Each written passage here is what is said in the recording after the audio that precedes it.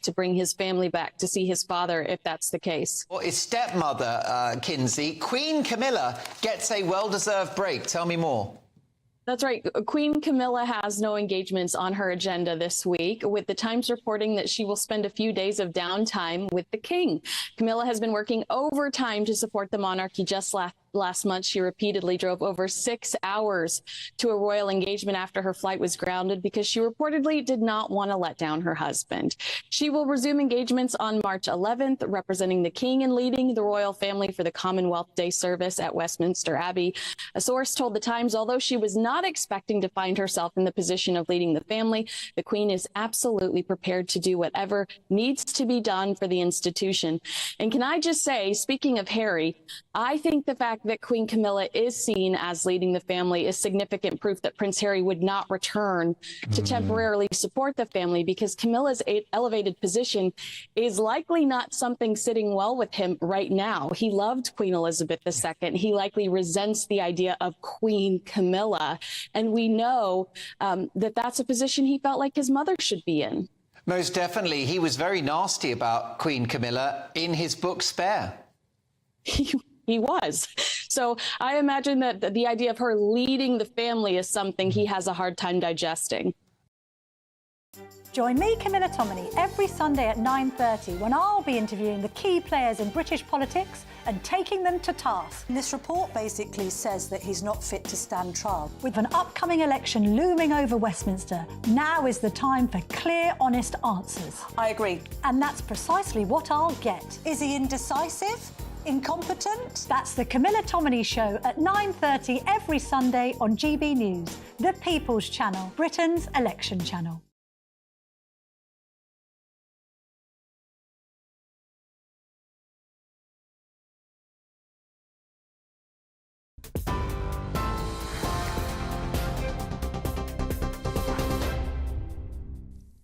You're watching and listening to GB News with me, Sam Francis. The headlines at 11 o'clock. Northern Ireland's First Minister has apologised today to the families of alleged informers who were killed by the IRA, and she says that she wholeheartedly is committed to healing wounds of the past. It's after a major investigation found it's likely that more lives were lost than saved by a double agent during the Troubles. Codenamed Steak Knife, he was working covertly for the British Army inside the IRA's internal security unit. He's widely believed to have been a West Belfast man who was 77 when he died last year. Solicitor Kevin Winters, who represents a number of the victims' families, says the agent needs to be officially identified.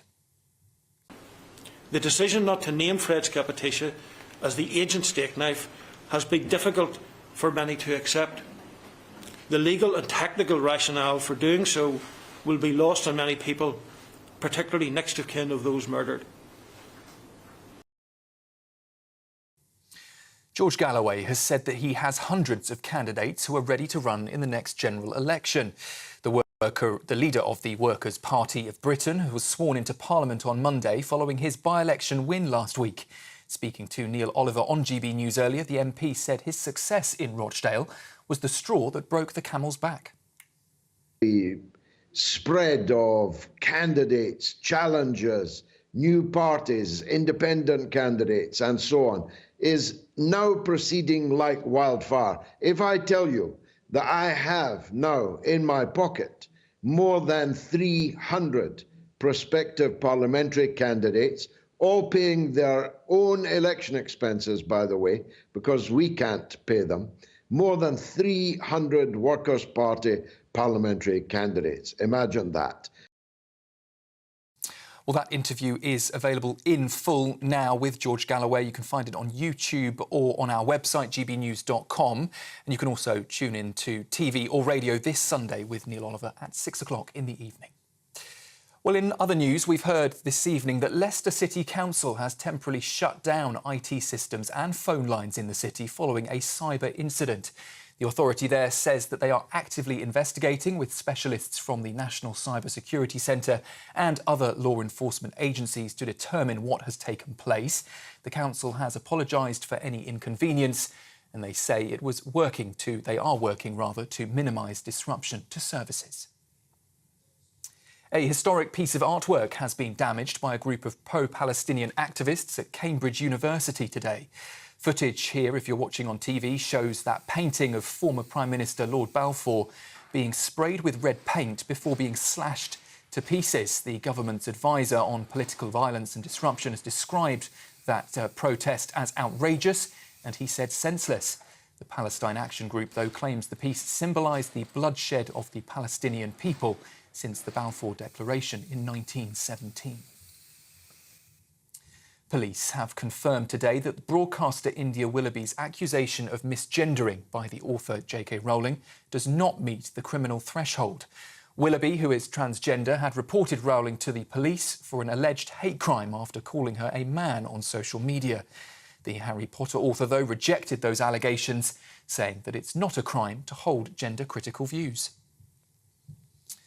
And police in North Yorkshire have arrested an 11-year-old boy who was caught driving a BMW down the M1 whilst towing a suspected stolen caravan today. Officers said they were staggered when they found the boy driving down the motorway. He now faces charges including theft, burglary and dangerous driving. Thankfully, though, no injuries were reported. And finally, in a unique celebration of love, a couple have tied the knot, on board a train. Leah and Vince Smith, who first met on a train, shared their first kiss on a train and, you guessed it, commuted by train throughout their relationship. So where better to celebrate their entire wedding than on another train from London, Paddington to Swansea. Their ceremony unfolded with 14 guests on board, including traditional vows and a 3-course meal in the dining car. Those are the headlines. For more, you can sign up to GB News Alerts by scanning the QR code on your screen or go to gbnews.com/alerts.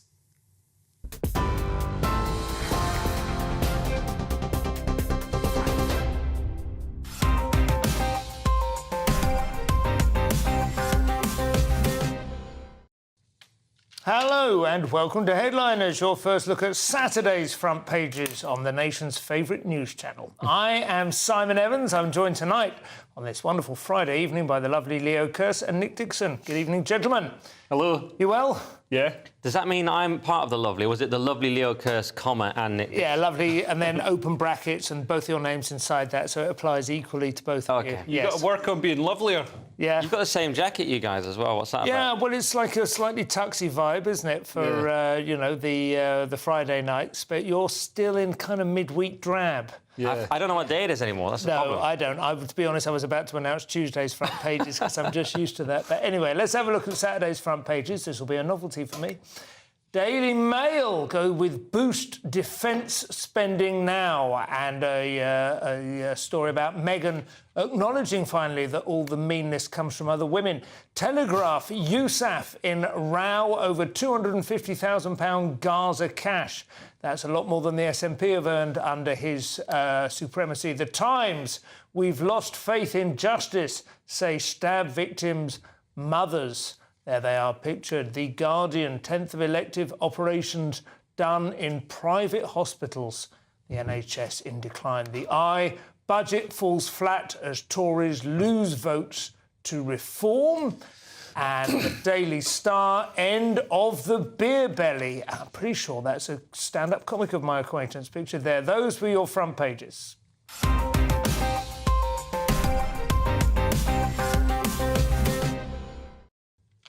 So the Telegraph have most of the day's news on their front page, Leo. What's their headline? So the headline is about Hamza Yusef, the Scottish First Minister. He's been accused of a conflict of interest after overriding his own officials to give £250,000, which is the entire GDP of Scotland under the SNP, to a Gaza aid agency while members of his family were trapped in the war zone. So officials had recommended giving, maybe £100,000 to UNICEF, and instead Hamza overruled them and said, no, we're going to give £250,000 of taxpayers' money, a lot of English people's taxes, by the way, to the United Nations Relief and Works Agency, the UNRWA, which has actually been linked to Hamas. According to Israeli intelligence, some people who worked for the UNRWA were participated in the October the 7th attacks? I thought they had already been sort of denounced and cut their funding cut and so on. They're still, you can still give... Oh, this was before them, was it? Not from Hamza. Right. Hamza still wants to keep the cash flowing in. And it's pretty disgusting considering it's not just... I mean, it looks like a breach of the ministerial code. You're supposed to keep, your family life and everything. You're not supposed to do anything that can prejudice or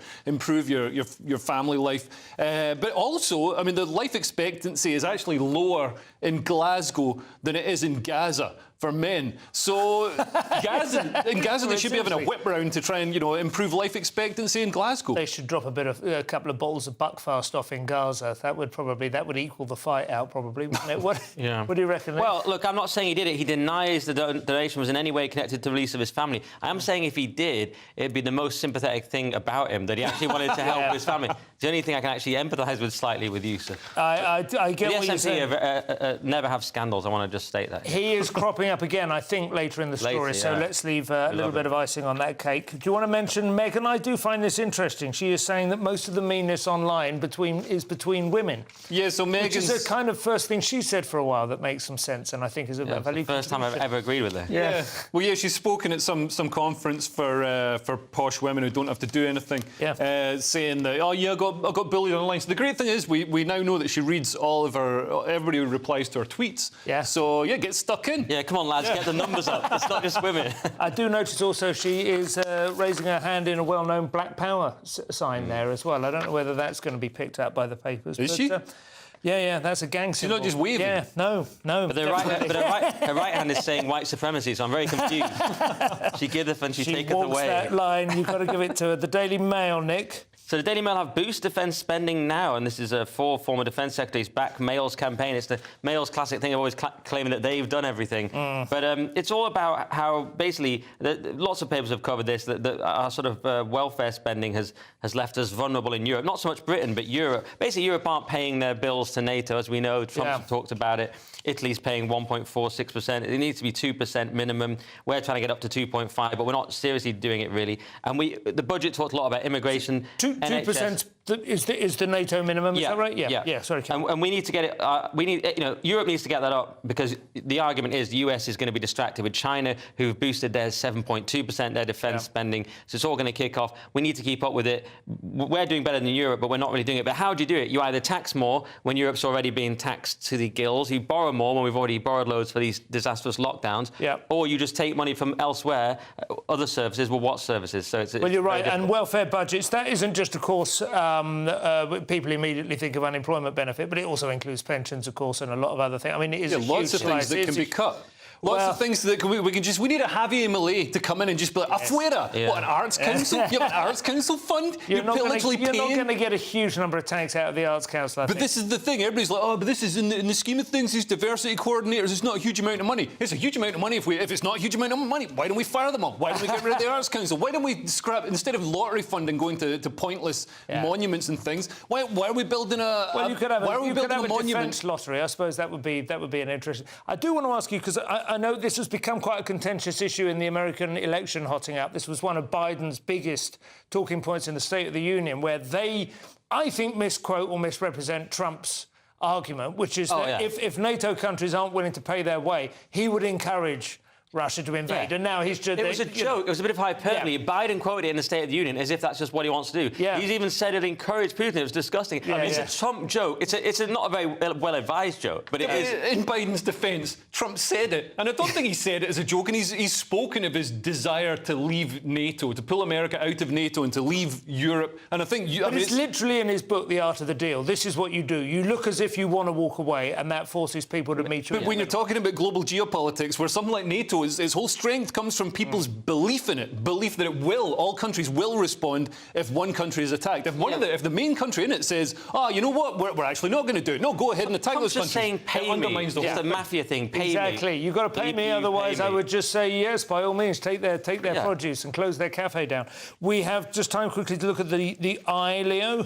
So the budget falls flat as Tories lose votes to reform. So apparently voters have been surveyed and they say the budget won't persuade them to back the Tories. But at the moment, I don't think, even if you know, everybody got given, you know, piles of diamonds from Solomon's mines, I don't think people would vote Tory. You know, they're just never going to happen in a terminal tailspin. So the interesting thing is the public support individual things in the budget. So the fuel duty freeze, the cut to national insurance. But overall, they say, no, this budget's rubbish, even though I like the things in it, so I'm not going to vote for it. Yeah, well, there's a claim they support every single individual measure, but not the whole, which would be somewhat... There is some logic in that, which you say, of course, I want the national insurance cut, but overall you've not done enough, although they do say that it's just benefiting the rich, so it's not strictly rational. But voters aren't strictly rational, which is why the Tories need a better story. What is Rishi's story? Something about a pharmacy, and he's not white, and it's all diversity. There's no real story. It's insufficient, even though they nicked the non-dom thing. One thing that came up, I didn't realise yesterday, I was doing a Radio 4 thing, but they've raised the child benefit threshold, £80,000 you can earn now and still get some child benefit. Yeah. I've got a better suggestion, much more conservative, much more right-wing. You start getting child benefit at 80k and it goes up. So only top earners are having kids. Right. That's the wrong sort of people are having children. I think you should stop paying tax once you get to a certain rate, because you know, in here they talk about, oh, the budget just helps rich people. Rich people are really good with money. They'll invest it wisely. The economy will boom. They need create jobs. They spend money. Exactly. It should be like a video game. You get to a threshold where you just pay no more tax. Once you reach like 80k. But you've got 6 months to spend it, and then you get taxed. That would be great. That's what we need to do, get things moving. Those are the front pages done. The Balfour desecration coming up. We have the welfare to warfare pipeline, and May casts her final clout. We'll see you in a couple of minutes. Headliners. Tomorrow's papers tonight. Every night from 11 p.m. Is a debate on gender really a far-right issue? Far right. I'm so bored of that phrase, you know what I mean? Like, anyone who talks about... anyone who acknowledges that there are two sexes is suddenly far right, because that's what Hitler and Mussolini were all about. This question from Shirley is, of course, about Labour. They've been accused of being undemocratic because they pressured a pub into cancelling a debate, and this debate features Kelly J. Keane, who's been on this show a couple of times, and she's a campaigner, and she was just on the panel, and then they got a letter saying that they couldn't do it because Kelly J. Keane apparently attracts far-right groups. Now, they've tried this trick before, but because some awful, ghastly neo-Nazi types turned up near to an event that she was holding in Australia, they kind of tried to blame that on her and suggest that the two were the same thing. They weren't. That was an opportunistic group turning up to... They're not... Neo-Nazis aren't pro-feminist.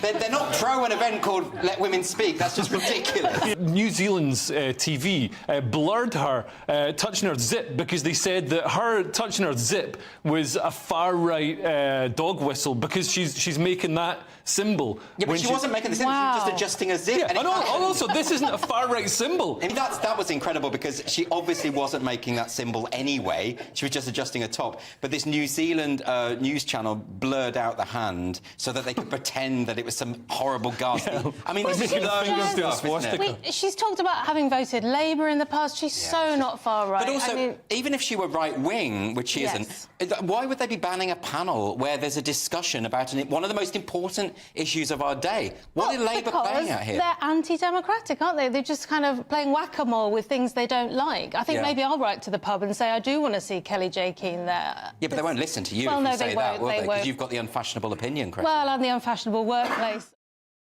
I think the most exciting bit for me is talking to people. People who I think are ignored often by the major news channels. We're going to give news they want to hear. There's a voice there that needs to be heard. I think there's a chance here for a diversity of opinion to be expressed, which you don't find elsewhere. It's really exciting. We don't hold back. We're free to say how decisions that are taken here affect us all around the country. Only on GB News, the People's Channel, Britain's news channel. I'm Michelle Dewberry, and I'm not here to tell you what to think. I'd much rather hear what you have to say. So, send in your opinions to gbviews@gbnews.com. Keep them clean, and you never know, I might read them out. With my panel here on Jubes & Co, we debate, we get stuck into the issues of the day on a show where all views are welcome, especially yours. GB News, the People's Channel, Britain's news channel.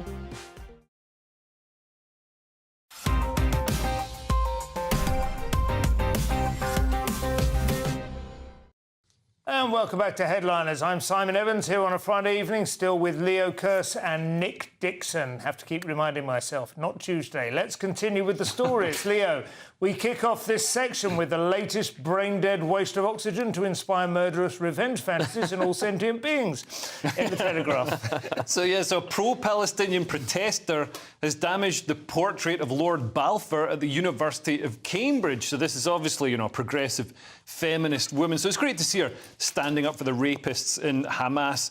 So in a video posted on social media by Palestine Action, which is one of these groups, she spray paints it and then she slashes it with a knife, which is, this normally we see Just Stop Oil defacing paintings, but if they're behind perspex, this is the actual canvas. She's really gone for it this time. And interestingly, so Lord Balfour, he was one of the chief supporters of creating a Jewish homeland in Palestine, which was created by the 1917 Balfour Declaration. He was also an advocate for Palestinian rights, and said that they shouldn't have any rights taken away from them. They should, live in. Yeah, it's all in there. It's in the Declaration. I've seen it many times. It's an interesting thing because even before the current thing flared up, it has cropped up on many occasions, Balfour Declaration, and it's obviously a key part of the history of Zionism. There was a suspicion, I think at the time, I hope I'm not going to get cancelled for voicing this, I think part of the suspicion was that it was granted in 1917 in the hopes of encouraging Jewish Americans to support the idea that America would join the First World War. So there was a sort of little bit of realpolitik going on, but as you say, nevertheless, the point is that he made it quite clear that this was not some kind of licence for a free-for-all of just a smash-and-grab raid on the pre-existing Palestinians. Well, at least there's a touch more logic to this one than just attacking a random Picasso, do you know what I mean? But it's absolutely disgusting, though, because she's actually slashing the real painting. There's no glass. It's a new level of depravity. You were suggesting revenge fantasies. I mean, I think the death penalty would be a good idea. It would never happen again, would it?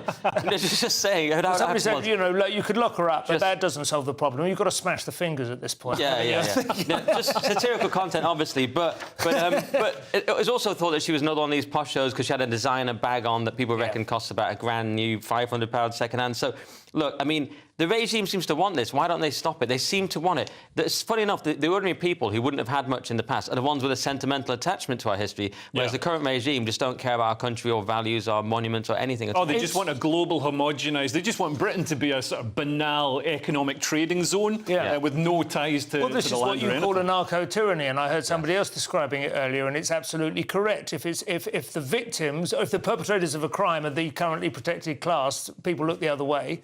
But if they are if they're the victims of a crime, then immediately, before you know it, it's sort of Judge Dredd. Yeah, I can't claim to have... That term was coined in 2005, not mine. But I do say it, you're right. So, I don't want to get too technical, but do we happen to know what the establishment is where the Balfour painting was hanging? Was it... So the Cambridge... is it University of Cambridge? I'm not sure. I think they've got more than one building. In her own Trinity College. Trinity College, right, yeah. I mean, it is weird how long they get to stand there and do these things, isn't it? It's like there's no sense that they're trying to do it quickly before they're pounced on. It's because security guards don't have guns in this country. We need that urgently. I would tend to agree with you. It's a great college. I've had lunch there. You've got Newton and Bacon and Byron all hanging on the walls there. Yeah, I know. This is why I fit for it. I do, genuinely. Anyway. I thought you were describing the menu with Bacon. Francis Bacon, knowledge is power. Nick, Daily Mail, it's May to November as Old Leopard Feet is the next to head for the door at the next election. Yeah, Old Leopard Feet, one of the best songs by the Beautiful South. But Theresa May joins Tory exodus as XPM becomes the 60th MP to announce they are quitting Parliament. Because it's plural. Yeah. I thought she'd gone they for a second. More than any time since 1997, with polls pointing to Labour landslide. So Theresa May is gone. Sure, she was a very nice person. Sure, she worked hard for her constituents. As a PM, she was a disaster. She was part of the continuation of Blairism, very much taken up by Cameron, the complete disintegration of the Tory party, the fake Conservative Party. Terrible choice after Cameron. And extremely weak on Brexit. But, this is part of the Tories. The Tories are fleeing because they know they're going to lose. They're desperate. They seem desperate to lose the election. I suggested Day on X. They're so desperate to lose it, I might vote for them just out of spite. That's the one thing they don't want. Keep them in. Yeah, because they're desperate to lose. And they also, by the way, they keep going on with this woke ID politics. Sunak was saying, she's the second female Prime Minister. Thatcher didn't go in for that rubbish. She hated all that stuff. But Sunak keeps pushing that all the time. You see that post today? Conservatives are the party for women. I'm like, with them all over a staircase. All photos photoshopped it. I'm like, who's the Party for Men? Can we vote for that? Because it's like, we thought with the Tories we were getting sort of classical liberalism, where it's sort of colourblind. But if you're going to do this identity politics, it's like, why should I vote for you if you're doing identity politics? On, doesn't he, about the most diverse cabinet in history, as if that's a voting point. I do not care. I don't mind that it is. It's not really. I'm not going to vote for it because of that. It's not really showing the strength of diversity either. No, exactly. So I think with May, to be fair to her, just specifically, she did a term as Prime Minister from, 16, wasn't it? Immediately after the referendum, and 16 through to about mid-18, something like that, and Johnson. I mean, she stuck around a bit, is what I'm saying. Yeah, and I think she was obviously just shackled by Brexit, and I think under different circumstances, she could have been a really good Prime Minister. She's very diligent and conscientious. She's quite a sort of technocrat, not that I usually like technocrats. She's got a 2-2 in geography. Right, is that right? From Oxford. Got a 2-2 in the ballet as well. Yeah. No, I agree with you, actually. I mean, she was a pretty good Home Secretary. I remember her fronting up to the police, which is, takes a certain amount of courage. Yeah. Anyway, farewell, May. Nick, Financial Times, that is certainly what we're living in when Ireland's women are forced out of their home by their own constitution. Yeah, this is Ireland votes on changing women's duties in constitution. So they've got this 87-year-old constitution, and they're updating it because it's not feminist enough. And I had a little look at what they were updating, so I've got it here precisely. There's this article 41.2.1, and the current text says, in particular, the state recognises that by her life within the home, woman gives to the state a support without which the common good cannot be achieved. Seems fair enough. And there's a second part. The state shall therefore endeavour to ensure that mothers shall not be obliged by economic necessity to engage in labour to the neglect of their duties in the home. So it's saying that a woman shouldn't have to work at the expense of the home. It seems perfectly reasonable to me. They've updated it to this much more woolly. The state recognises that the provision of care by members of a family to one another by reason of the bonds that exist among them gives to society support without which the common good cannot be achieved, and shall strive to support such provision. I'm like, I can't even make head and tail of that. So it's taken away something that looks to me perfectly logical in protecting women, allowing them to enroll, to raise children. So what is it? This is a constitutional right. I mean, I didn't really understand that Ireland has a constitution, and the most famous one that we all know is America's. And, number 2 is fairly, I don't know. This is the sort of thing that constitutions describe, is it? That there is a presumption that a woman's ability to function as a mother and not have to go to work is protected at a constitutional level. It's more. I think it's more about the state supporting the mother. So it's almost a feminist thing of saying women should have access to benefits. The really contentious thing is this proposed recognition for families based on durable relationships instead of the standard sort of husband, wife, children. They're talking durable relationships, which would mean, if somebody who's a flatmate could make a claim to an estate after their death. They try and say that 40% of children are born out of wedlock, so they need to be included in the family. They're already, you apply through the courts for guardianship or whatever of the children. So that's a complete irrelevance. This whole thing, in fact, I believe the Irish government has breached the constitution as it is by campaigning for the yes vote in this referendum. The government's supposed to step back and not campaign on either side of a referendum. I saw today, I don't know if it's to do with this, because it just caught my eye before I realised it was a story that would come up about Varadkar possibly being arrested for having overstepped exactly that mark and campaigning on an issue on which they're supposed to remain neutral. That would be pants. But I mean, it's all very new to me. But I can't help thinking Britain has the right idea, no written constitution. Just a sort of vague sense of doing the right thing. Yeah, but then that vague sense of doing the right thing completely drifts over time, and now we don't know what the right thing is. I mean, you've got people out in the street and mobs chanting anti-Semitic horrible things, and a lot of people say it's the right thing to do. Those are British values now, Leah. Get with the programme. Times now, Leah. We've never had a guest on this show actually expire from sheer excessive schadenfreude, but I suspect this might be the first. Yeah, it's not a great day for Hamza Yusef. So there's been just one donation to the SNP from a living person under Hamza Yusef. So he's raided the piggy banks of dead people. But the SNP have attracted just 75,000 in contributions from individuals and companies since he took over from Nicola Sturgeon about a year ago now. Whereas, just for comparison, Alex Salmond and Nicola Sturgeon received received £8.2 million and £4.1 million in donations, respectively. I know they were there for a bit longer, but still, I mean, it shows two orders of magnitude there. So is that one donation of 75 grand then? No, it's made up of a number of donations, but yeah, one of the living guy was 5,000 quid. Yeah, That's it, basically. And the rest of companies, is that the point? No, the rest are bequests from people who are dead in that 70,000. But then, bizarrely, not bizarrely, but it annoyed me, they got 1.1 million during this period from Westminster and from the Electoral Commission. Why are they getting from Westminster? Well, that's classic Westminster, isn't it? Supporting causes that hate it. Well, I think all political parties, once you reach a certain threshold, you get a certain amount of money. It's like the Premier League. Once you get out this Champions League. Yeah. Wow, I bet it is exactly like that. We have made it to the end of section 2. In part 3, we have the latest horrors from WPATH. We have shadow boxing Jillian Keegan and a moment of cringe in the Bataclan. We'll see you in a couple of minutes. Hello again, good evening. Welcome to your latest GB News weather update. It should stay dry through this evening for many areas, but rain and showers will push up from the southwest to bring some showery outbreaks of rain for many of us this weekend. That's as a result of this low pressure system bringing these weather fronts into the southwest through this evening. So that will bring some showery outbreaks of rain for parts of Devon and Cornwall through this evening. Elsewhere, though, it should be dry for much of the evening and through much of the night, having said that, but it will be quite cloudy and breezy. That will limit any frost to just the far northwest of Scotland, but it will be a fairly chilly start to the weekend with that easterly breeze continuing. The wind will be quite strong, particularly over the high ground and northwestern areas throughout Saturday. And further south, we'll see cloud thicken through the afternoon with some drizzly outbreaks of rain to come around lunchtime. Across central and southeastern areas, there will be some brighter weather through the afternoon, but that will allow some showers to break out. Those showers could turn quite heavy across parts of the southwest, so some very heavy rain is possible for parts of Dartmoor, parts of South Wales as well.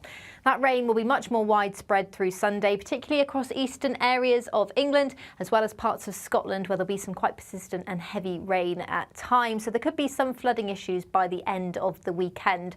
There will be quite a lot of cloud around on Sunday, but some brighter spells in the southwest. That rain slowly clears through Monday to leave a much drier and brighter day on Tuesday. Bye-bye.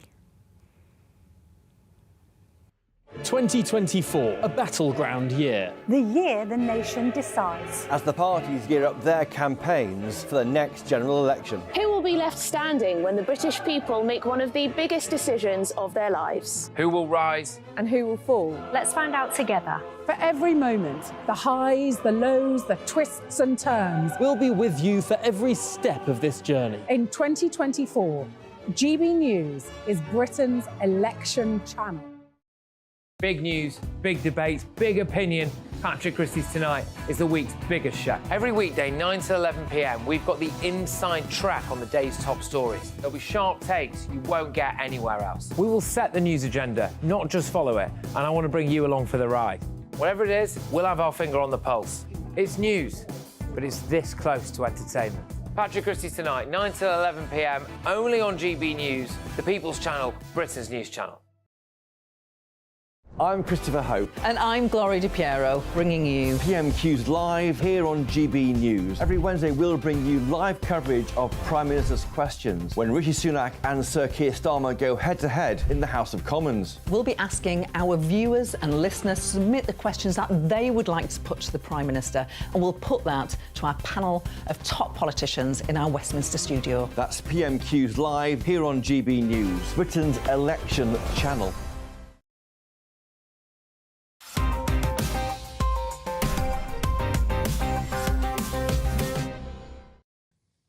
Welcome back to Headliners. Our latest on the WPATH scandal now, Nick, in the Daily Mail, and the maggots keep wriggling out of this one. Yeah, this is shocking. How influential trans health doctors and activists have secretly shaped NHS policies for more than a decade. So, as you say, this is WPATH, which the great Andrew Doyle is doing an entire show on Sunday. It's a topic the BBC doesn't seem to want to explore, but luckily GB News is. And there's two things, really. One is how disgusting was WPATH and their guiders, and two, how much influence did they have over the NHS? So on the first question, they had an entire chapter on eunuchs and said that they should castrate or consider castrating anyone that identified as such. Can you imagine that? And then you look into it, there's a recording of a discussion about whether minors can really consent to this stuff. And a hormone specialist at one point says, look, these are people who haven't even had a biology class in high school yet. He says, I can talk to them about fertility preservation, but I'm essentially talking to a blank wall. But then he says this, he says, but still we want the kids to be happy in the moment, right? It's like, what? The sort of Rousseauian insanity of that. That's the sickness at the heart of our society. Like, we know this is terrible, this will destroy children long term, but hey, we want them to have a subjective feeling of happiness now. Absolutely irresponsible, disgusting. So there's loads of stuff like this. There's other people who have things like post-traumatic stress disorder and schizoid typical traits, but then a doctor's saying to them, yeah, but they can still have hormones. It's like, are they in a position to be able to consent to that? Absolutely not. So, or I would say not. So this kind of, and so it turned out that this has been very influential on the NHS and in their guidance. Now, they claim, the NHS, that it has had no impact. It says, while we're aware of WPATH standards, we are clear that these do not determine NHS policy. So the ongoing question is, like, how much did it impact the NHS? Definitely to a certain degree. It's like Stonewall at the BBC or whatever, isn't it? The amount of soft power these people can have can be very decisive. And certainly with the Tavistock, it was hugely influential. And in these leaks, they also pretty much admit to this being experimental treatments, whereas, the official line is like, no, we're science and evidence-based, as if it's all cut and dried and we know what we're doing. They don't at all. It's horrifying. This is going to be the next big medical scandal after, thalidomide and all the rest of it, the infected blood inquiry. We've sort of lost the ability to critically question and apply common sense to this. Obviously, giving puberty blockers, hormones, drugs, and surgical maiming to children and adolescents that's something that should be done in a very extreme situation. I mean, it almost makes me feel nostalgic for the days when we were giving antidepressants to kids. At least you were just thinking, well, they might get addicted and it might be difficult to get them off. But I mean, at least there was an exit strategy. It makes electroshock therapy look chill, doesn't it? I mean, this is going to be looked back on as just a crazy time. People were taken over by this ideology and they did sick things. And some of these people should be treated like war criminals, in my opinion. We should look at it later and say, what were you thinking? Letting what's happened to children. I mean, it is almost ridiculously evocative of Mengele, wasn't it? It's exactly the sort of thing that he would do to them. The eunuch thing as well, I mean, this is presumably adults as well you're talking about, but even that with adults, I don't feel comfortable about somebody being able, even at any age, to say, I identify as... And if somebody wanted to remove their arm, they'd be sent for psychiatric evaluation and treatment and therapy. You wouldn't be like, well, you identify as a one-armed person, let's whip your arm off. Exactly. Extraordinary. Telegraph now, Leo. The latest episode in Jillian Keegan's Ooh, You're Hard campaign of talking tough and doing nout.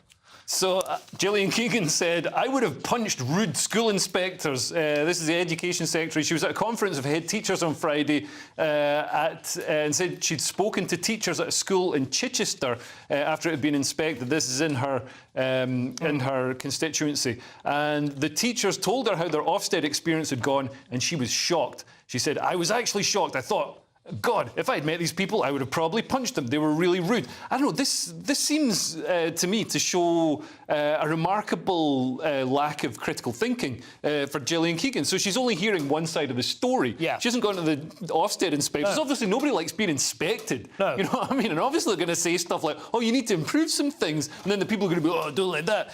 So she's just heard one side of the story and decided physical violence is appropriate. Also, these people know what they're doing. Don't question their methods. Also, you're part of the government. You send out these state apparatchiks to enforce all your stupid rules because we can't live in a libertarian society for some reason. So don't be surprised when you're horrible, when you give state apparatchiks too much power and then they use that power. They act powerful. It's the most sort of tired old plot from every Hollywood movie, isn't it? The FBI arrive at the local crime scene and there's a sort of tussle for authority. That's exactly... We all know what's going on. This is my patch. I know how this school works. Well, we can see what's going wrong. But you're absolutely right. She has literally only heard one side of it. And, I mean, maybe I'm being humorless about it, but do you remember when she started swearing on TV as well on that occasion about it would be nice to get a bit of effing credit or something on one occasion? She just seems to sort of, I don't know, relish barroom sort of, I don't know, like a sort of swagger, as if she thinks it gives her some character or flavour or something. I find it really off-putting. Although any sign of life from the Tories is almost welcome. But you're right, it is a bit Labour. But I don't know. Yeah, it's a bit Prescott, isn't it? Oh well, not a big story. Over to the Independent. an almost Partridge-esque moment from Poppet and songbird Sophia Brinker at the Bataclan. Yeah, so Sophia Brinker addresses Bataclan deaths before singing Murder on the Dance Floor at Paris venue. So, of course, the song, people may not know, written almost entirely by Greg Alexander, the underrated genius from New Radicals. People don't realise that. I know that, no. Okay. Yeah, I'm a music nerd. So, yeah. But the story here is that she said before... So 130 people were murdered and a further 500 injured by ISIS-linked militants November 2015. So that's the context. And she says before doing the song, she said it didn't feel right to just waltz into a song called Murder on the Dance Floor without noting and paying tribute to the history. All I want to say is that Murder on the Dance Floor is not a song with any evil in its heart. The whole intention of that song, like this venue, is to bring joy and music onto the dance floor. Yeah. So it's a bit... You don't know... Of course, the tragedy is horrific, but there's a bit of a, as you say, a Partridge moment. Yeah. She doesn't have that many songs, let's be honest. No, exactly. She has to play it. Isn't it? She can't not play it. She can't play it. So she is in a classic... Yeah. Murder on the Dance Floor catch-22. No stain on her character, I think. But, yeah, oh, God, she seems difficult. Nice. I've been on a radio show with her once. She's absolutely lovely, I think. Yeah. And I do like that song, and it's not my sort of genre, but, yeah. Yeah, I think she handled this relatively well, considering. I think who handled it badly is the authorities. Every time something like this happens, they're like, oh, no, don't look back in anger. Oh, it's the religion of peace. Oh, nobody ask any questions or you're racist. And it's like, that's the really offensive bit. Yes. I quite agree. OK, when we do it news now, Leo, and The Guardian are asking the important questions about race and abusing coppers. So, The Guardian says, oversimplifying a serious matter or a fair cop? Were Sam Kerr's alleged words really racist? This is about the Australian, I believe the women's football team captain, Sam Kerr, who's been charged with racially aggravated harassment and has pleaded not guilty after she allegedly used the phrase stupid white and then a word that sounds like bar Stewart. Yeah. So politicians in Australia have been arguing over whether it's racist, whether it's not racist. The Guardian is here to pull out Professor Fethi Mansouri, who's an expert in intercultural communication. Afuera. He can go. No, or she, or they, whatever it is. There's a couple of rounds for someone's machine gun. So they explain how racism in many ways reflects the notion that one group is categorised on a hierarchy as being better than the other group. So they're pulling out this argument that white people are on a hierarchy over black people. It's only racism when it works with the grain of power in society. But the thing that's wrong with that is under diversity, equity and inclusion, minority or global majorities, as they're called now, are elevated over us. And also they say that it can't be racist because London's is talking about London's majority, or it's racist towards London's majority white group. London doesn't have no. white British is a minority. And also, I think, sorry, I'll come to you, but she is like the captain of an international football team, and he's just a copper. I think her status is quite a bit higher there. Yeah, he gets around and he says, to the majority white group in that society, of course he means England or Britain, but as you say, London being 37, just under 37% white British, it's been white minority since about 2011. So, of course, we are... So, and globally as well, if you want to say, we are, of course, white people are a tiny minority. So it's like, oh, no, I mean the country. So it's absolutely ludicrous. What I tend to think when I look at this is, I didn't want this world. Like, I don't care...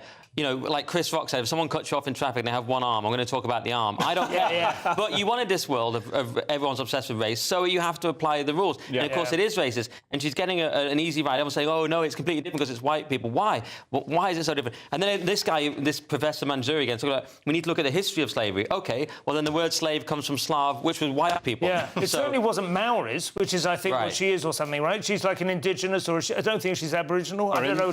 Indian. Sam Kerr, she's not... If she's Australian, is she? Oh, is she Indian? I think she's. I think they mentioned Indian, but I've got no idea. I'm probably going to go to jail now. Simple minds. The thing is, they're just desperate. They're just tripping themselves over this not to apply to white people. But it has to apply to white people because. And our instinct is to say no, isn't it? I mean, mine is to go. Oh, forget it. It used to nothing. But now you feel well. No, I'm sorry. You don't want to play the victim, but occasionally we just have to play the game. If these are the rules, well, we're going to play the game. Yeah, absolutely. Telegraph. They're in jail forever. What?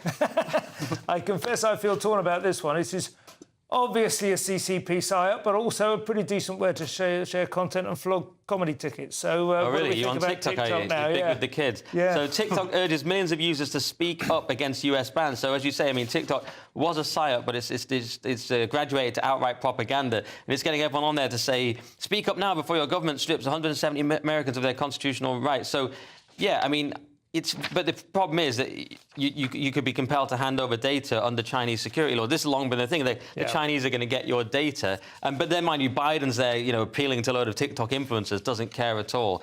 But it is a problem. Do you think the main problem is data, or do you think the main problem is the cultural, propaganda? Like the rotting of the mind, the sharing of pornography, not pornography exactly, but kind of, it's worse than just pornography. Just sort of degrading content. It's much worse than pornography because you can watch pornography without turning into a genderqueer communist. This TikTok just propagates all this stuff that's really degeneracy and really. Oh yeah, wasn't that a revisionist dangerous thing about Bin Laden a while ago? Like Bin Laden was a great guy, was like going viral. And also, the medium is the message. Just the fact that you're just constantly scrolling with the thumb and nothing is sticking, and your mind is just losing its capacity to chew. I'm just worried that this sets a precedent that they can then come for other social media platforms that I use. So I use Telegram, which gets a lot of politicians say this needs to be banned because it's an absolute bear pit of horrible stuff. Humanity. It's fantastic. I love it. Yeah. Well, I mean, GBNews is at least as much a social media phenomenon as it is a TV. Hopefully people are watching us at home on TV, but also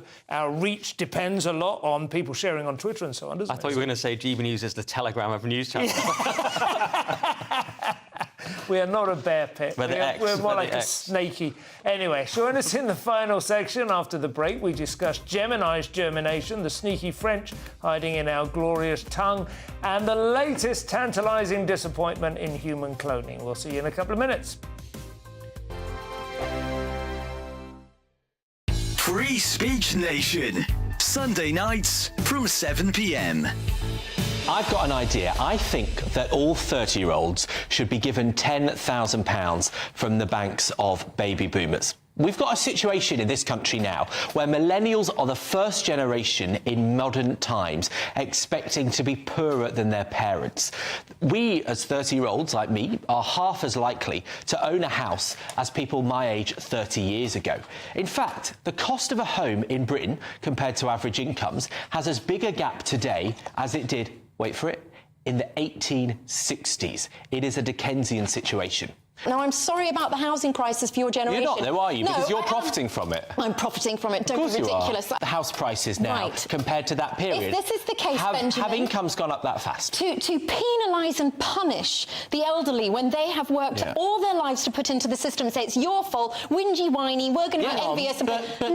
We're being punished. No, by the politics, so be the change you want to see in the world. Taxes, I am actually, and I'm about to tell you about the change I want to see in the world. Are you good? As long as it's not whining about it. I'm going to stop whining about it, but we are being taken advantage of at the moment to profit, to help the old. Most of taxpayers' money is spent in two departments, the NHS, so the health department, and the Department for Work and Pensions.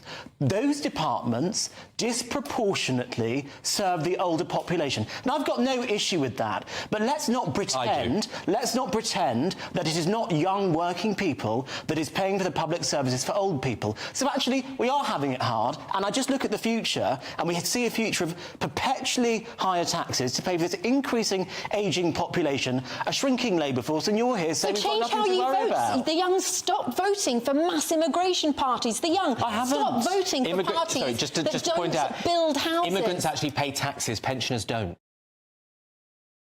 I think the most exciting bit for me... I think there's a chance here for a diversity of opinion to be expressed, which you don't find elsewhere. It's really exciting. We don't hold back. We're free to say how decisions that are taken here affect us all around the country.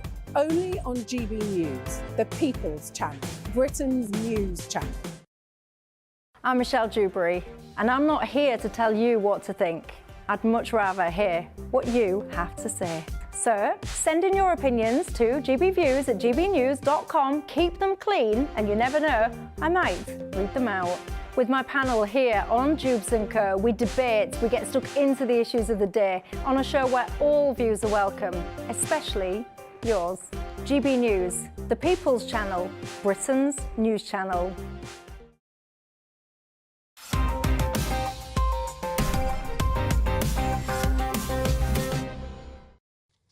And welcome back to Headliners for the final section. Before we go any further, I would like to give a shout-out to Colin, who was very helpful to me at the Tottenham Court Road tube station earlier this evening and congratulated us on the show. Nice one, Colin. See you again, I hope. Gemini, Farrago, Aftermath now, Leo. The Guardian is in no doubt which were its most offensive images. I see. This was interesting. Yeah, so this is about the Gemini Google AI tool that made offensive historical images.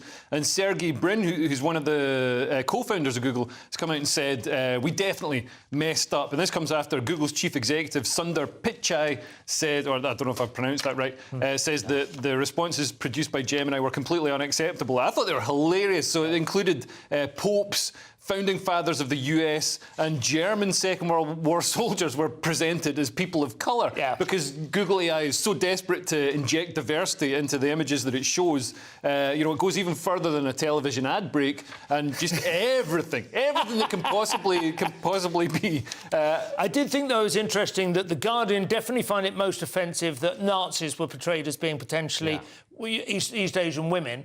Not that, like, the people who achieved extraordinary things of Northern Europeans. Yes. You know, the good ones. Einstein. That was the only part that bothered the New York Times. Exactly. How dare you have a black stormtrooper? Yeah. It's amazing, isn't it? I mean, you wonder why it happened. Was it some sort of weird publicity stunt? Was it just woke regime overreach? Was it because the product lead hated white people and posted all those anti-white posts? Is it just because it's drawing from the internet, which itself is woke? No, it was definitely programmed. Even Sergey Brin has popped up and said, you know, we definitely messed up. And they did lose their parent company, Alphabet Inc., lost 70 billion. Some people even saying 90 billion off its share price. So that's actually finally made a dent. Yeah. This, you know, go woke. So they will adapt. But I wrote a piece for Spite about this and I gave it some thought. And what worries me is that, I mean, clearly this is literally Orwellian. I mean, this is exactly what he describes in 1984, rewriting the past in order to control the present and into the future.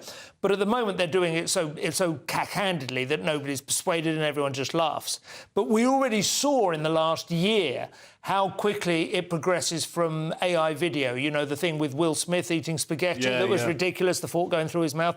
How good that now is. In a year, that's indistinguishable from genuine footage. Yeah. And that's what will happen with this. The next generation of propaganda, or the one after that, will be so clever, so subtle. He does eat a lot of so finely judged. Yeah, they'll just get better at hiding the bias. There's still going to be the invisible, the hands on the scales in the background. What we really need is some sort of digital constitution that makes all this data and all the algorithms and all that sort of stuff open. This is what Musk was talking about before he bought Twitter. Yeah, absolutely agree. We should take this seriously. The Telegraph now, Nick, a story about the cheese-eating surrender monkeys making another desperate lunge at their long-since-vanished lingua franca. Nice. Very hard to top that. But everything you said there, though, Simon, was influenced by French. Yeah. So their claim is English is not a language, it's just badly spoken French. So this is this shocking nonsense from a guy called Bernard something. He looks like an Italian name. He's a linguist, but his name is impossible to say. It's Sir Quiglini. Anyway, and he says that English is... he admits that English is the dominant language, but he says that all the colour comes from French. It's provided the abstract vocabulary, the lexicon of commerce and administration, its legal and political terms, blah-de-blah-de-blah, and he admits that this is arrogant and French of him to say. Do you know what? He's got a point there about commercial and legalistic terms. They often are Roman in origin, which is what he means by French, I mean, via that. But who likes them anyway? Yeah, exactly. They're the worst words. They're the ones that sort of just bore, aren't they? They're not the ones that give colour. They're the ones that all end in ation, that bad rappers use, communication from the... The good words are the Saxon words. If you want to be a good creative writer, that you have to master the Saxon vocabulary. Yeah, and also, he's just saying this because they're trying to... they've got the Académie Française, where they're trying to get French people to use French words instead of English words. So people in France use pipeline. They're trying to get them to use gazoduc.